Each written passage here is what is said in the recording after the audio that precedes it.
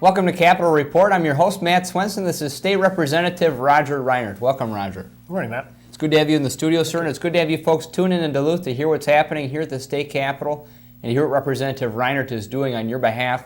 And you folks are just 3 weeks away now from the end of the legislative session. The legislature is scheduled to adjourn on May 17th. Right, and maybe even early. Let's hope. That's what several of us are pushing for. You know, we've kind of known what the challenges were before us this session from day one to try and get our bonding bill done, which we got done right away, to try and do some work that would help get people back to work. We passed two different bills on that effect, and those are done right away. And then, of course, to patch up the billion-dollar hole that appeared from the time we left last spring, just under a year ago. And we've gotten about 40% of that done. We're trying to figure out what the federal government's going to do on a couple major initiatives in order to process the two big things that are left, and that's the K-12 bill and the Health and Human Services bill. And a lot of what you folks are doing here is contingent upon federal action. You're kind of in a holding pattern. You finished most of the legislative work about 3 weeks ago, and you're waiting for this last $408 million to come in from the federal government so you can fill the gap in the budget. Well, and I would really clarify that, you know, it may be a holding pattern on that one budget piece, but there's a ton of other really important things going on. You know, I've been working hard on a number of different things. We just had a bill hearing last week on the income tax reciprocity issue. My bill, which would use 2010 to get a new baseline study done so we could have reciprocity back in 2012. I've also been working on a bill on the enhanced driver's license, which would make it easier for Minnesotans to travel north. And then thirdly, I'm working on a constitutional amendment for Guard and Reserve members of the legislature who might be called to active duty. So while we've got some space around the budget issue and we wait for the federal government to give us some direction, a lot of really important policy things continue to move forward.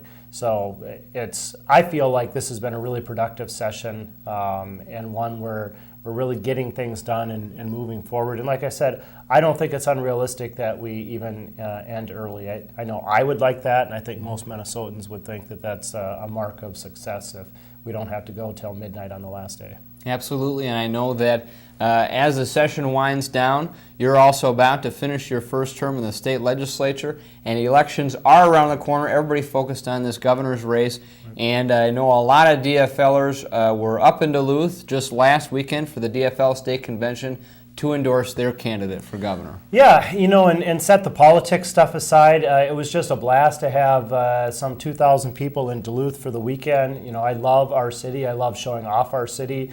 I get a lot of guff down here as being the Duluth guy because I like to talk about our home a lot. But I tell you, Matt, it sure was a lot of fun to have all these people in Duluth to be able to show off all the great things that are happening in our community. And probably the highlight for me was on Friday night of last weekend. We called it the Progressive Party. It was a pub crawl. We started we actually took the train from the depot up to Fitger's, and then we worked our way back. We went to the Rex and Red Star. We went to Carmody's, Blackwater, the New Zinema, and ended at Luce.